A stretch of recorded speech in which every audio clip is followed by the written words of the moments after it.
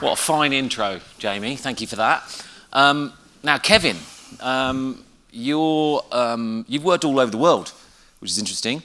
You're fluent in French, which is unusual for an American. He's fluent in loafers, by the way, and terrible slacks, too, if you ever see him in Cannes. He teased me last time, so I didn't wear loafers. No, I know. I'm a little bit disappointed, actually. But like, this is the first time you've actually been to London, because, again, I've been harassing you to come here. And Kevin has got 4 solid years in programmatic. So we're going to try and sort of understand the nuts and bolts of how that works for premium media owner, and how you should translate that into the sort of European model, and what media owners around the world should do in this space. So very quickly, you've looked and learned, you were here yesterday and today, of what's going on outside of the US. Do you find markets outside the US more or less innovative than your own market? Well, I think I'd start by saying the U.S., there is a lot of innovation, but there is a lot of slow play. I think there are a lot of established companies that like to think they're innovating, but I think it's more headline than substance. Oh. So I'll throw that out there. And then my take. Look, I worked in Paris for 5 years, a long time ago, and I was fairly dialed into kind of European markets back then. I don't claim to be an expert now.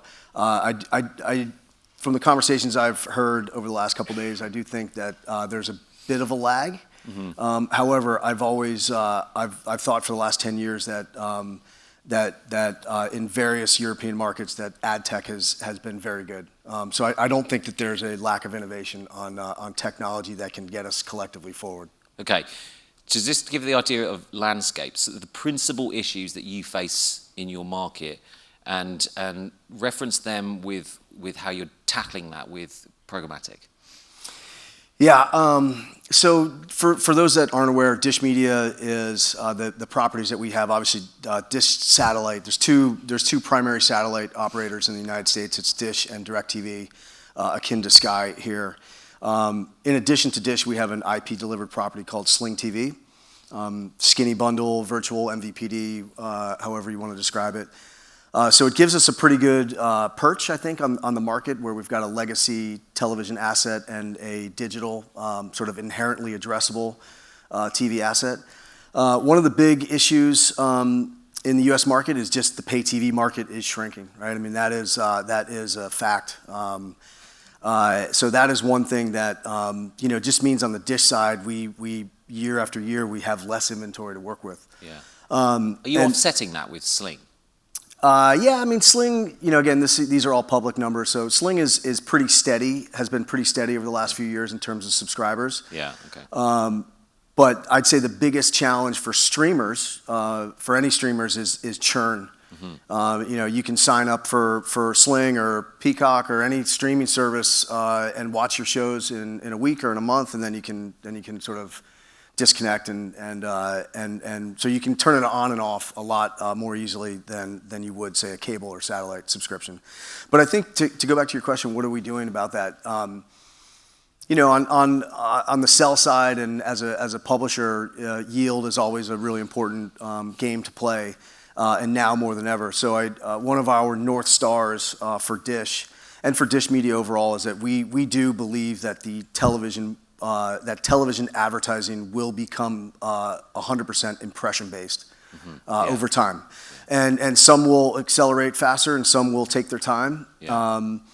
But we are trying to move there as quickly as possible. So converting linear, through addressable technology, converting a linear spot to impression-based gives us a big opportunity in terms of programmatic, which we'll dig into in a little bit. And then Sling, Sling started in 2016, and so in that time frame, programmatic was a little more well known, and so we built the revenue model at that point in time with programmatic in mind. So we've been doing a lot of programmatic on Sling for several years now. Right, yeah, and the key here is to get some top tips, because all the markets I speak to, automating the buying process, making it simpler for buyers is absolutely critical to their business. And a lot of smaller markets, totally different sums of money as well compared to what you guys do in the States. So let's give everyone some top tips since you've been involved in this for about 4 years.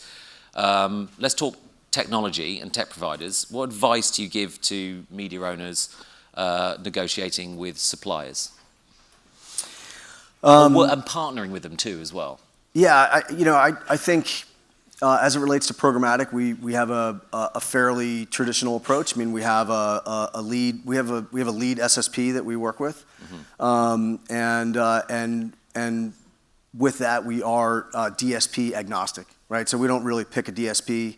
And by the way, I mean, our motivation for programmatic is that there is a large market there, right? I mean, there's a lot of demand. We 100% believe in, on the managed services front, you're going to, and again, this is sort of U.S. market specific, but you're going to interface and get and work with the top 500 advertisers, maybe the top 1,000 advertisers, and programmatic does really open up a whole nother level or two of demand. So it's kind of the 500 with managed services and 5,000 with programmatic. So our goal is with programmatic is really to be by solution agnostic. We don't really have a horse in the race in terms of trying to shift someone, oh, you should only buy us managed services or only buy us programmatic. We want equal opportunity to the same inventory for both options. Anyway, so I think plugging in. So we've selected our SSP. We have built some features ourselves. We actually just completed a few months ago built our own header bidder. It took a little while. It's hard building your own tech. It takes time and lots of investment and focus. So we try and partner out the majority of our tech stack, and then we really sort of plug into. There's a few DSPs that are dominant for CTV, and they tend to deliver a highest share month in month out. But primary SSP, and then plug in and be open to any and all DSPs. We talked about this last year. I want to know how you're getting on with it. Tech tax. Yep. You said you were paying too much. Yeah, there was a. Do you know it was mentioned today? Kelly mentioned it on stage, and we heard it yesterday too. A lot of broadcasters here, they're under tight margins. They can't afford to lose that much money from their media spend. So you were campaigning against it or reducing them last year. Year on, how are you getting on with that? Well, my point of view on it is, and again, another sort of interesting sort of part of our company. So. Dish marketing, Sling marketing. We are the fourth wireless player in the U.S. market with Boost Mobile. So we have marketers at our company, and I talk to them all the time, and they buy into programmatic. I think the tech tax is I think advertisers have the most to lose on tech tax, right? Because a dollar spent, whatever percent ends up actually being expressed into media. I think in TV there are less intermediaries in the process, so I don't think there's as much tax involved than some of the figures that I've heard recently. But I still think it's too high, right? I think. So it didn't work. You tried to get it. You tried to get. No, we pay as a publisher. We pay our SSP fee. Yeah. Right. The advertiser pays the DSP fee. Yeah. And I think as television moves further and further into programmatic, that's going to mean higher volume, and I think it's logical that DSPs get a little bit more aggressive on the fee that they charge advertisers. Yeah. But overall, I do believe that there should be a tax because you're getting value from that investment. Yeah. So I don't think it gets eliminated altogether because it is helping both buy side and sell side. But it should be, I would say that from what we see overall in the TV programmatic ecosystem, it probably should be, I would say it should be 20 to 25% less. Wow. Okay. And I think it'll get there, right? I think it'll get there. Yeah, with volume. With volume. Yeah. Yep, absolutely. So very quickly with Planet V, and we've heard this sovereignty sort of argument a lot because they want to control costs. Do you recommend that's the right approach based on your experience with programmatic? Well, I want a direct answer, please. I know you do, but I'm going to give you a couple things. I having started in sort of linear legacy television at the beginning of my career, I do understand sort of the hesitation tied to programmatic. Yeah. you know, a lot of people from a sales team management point of view, a lot of people say, oh, it's not direct selling, and I'm going to have a separate team selling, and I totally disagree with that. It is a direct sell. It is a different type of sell, and you know, from a compensation point of view, like blend it in, make it sort of an agnostic solution that someone wants to buy. It shouldn't be this, oh, you only can get this much inventory if you do programmatic, and you penalize someone because they want to buy programmatic. Open it up and take the leap across the chasm, which is what has to happen. Whether Planet V is the right approach or not, you know, I get that they're a major player in the UK TV market. I don't disagree with their you know, their sort of play to bring automation, but I would say that at some point you're going to want to plug into a demand platform where dollars are already there, right? Because one thing that we've heard from the buy side is that they have already too many hands-on keyboard options, right? And I just think it becomes untenable.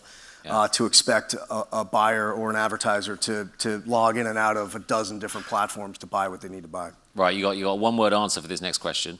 In a lot of smaller markets, broadcasters are wondering how to navigate this, whether the broadcasters in a particular market work together and have one common platform or go it alone. So your answer could be either common platform. I'm a full supporter of common platform. Okay. Yeah. So on innovation, you're switching all your customers to IP. Yet they receive a signal via satellite. So I understand the reason for that, for this one-to-one capabilities. How are you doing that? Well, let me explain sort of what we're doing. So Sling, again, IP delivered, digital, inherently digital. We do more than half of our revenue programmatically with Sling, and it has been very, very successful. And we started doing live sports, and we don't sort of, you know, lessen the inventory supply that one has access to programmatically. We make it totally equal. We've been allowing advertisers to buy live sports on Sling for 3-4 years now. And so, you know, and the CTV market is growing, and it's got a lot of momentum, and more dollars are being shifted there from linear. And I do think that empowering programmatic or leaning into it is TV's chance to hold dollars or maybe even bring dollars away from digital into or back into television, because it is digital, right? I mean, the benefits of programmatic is that you are actually sort of delivering television digitally and allowing it to be measured and whatnot digitally. So for Dish, again, sort of legacy linear property with addressable technology and capabilities, we are converting all the connected homes for Dish subscribers to IP ad insertion, and we are basically converting Dish to CTV. And we're going to plug Dish. We're going to effectively more than double our supply footprint for programmatic, and we're going to have Dish is now going to be tapped into the managed services sort of traditional TV market and into the programmatic CTV market. And that's your linear and all your digital assets. That is linear. That is linear. So it's going to be live linear television that will be, you know, and it's the process of, you know, it's taken us 1.5 years to build. It should be ready February, early Feb, late January, and we're super excited. It's basically you got to build a new player, and you have to sort of on the fly be able to call. But it is going to be real time, biddable, private auction, the way that we handle most of our Sling programmatic. Okay, it'd be really interesting. Does anyone want to ask Kevin a question while we got him here? It took me 3 years to get this. Lovely man on stage. It's going to call you something, man. I'm like, oh my God, there's a whole room full of people. Anyone want to ask me a quick question? Anyone? Yes. I have a question. I wanted to know, what kind of role is first party and third party data playing for Dish right now? Yeah, great. That's a great question. So we do have, we're lucky to have very strong first party data. So we have subscriber data and viewership data. And, you know, most of our programmatic today is decisioned on the buy side, and we're comfortable with that. But I do think one of the growth opportunities for programmatic going forward is for buy side to acknowledge or at least recognize the benefit of allowing sell side to do the decisioning on first party data, right? And then you can get better precision, better measurement.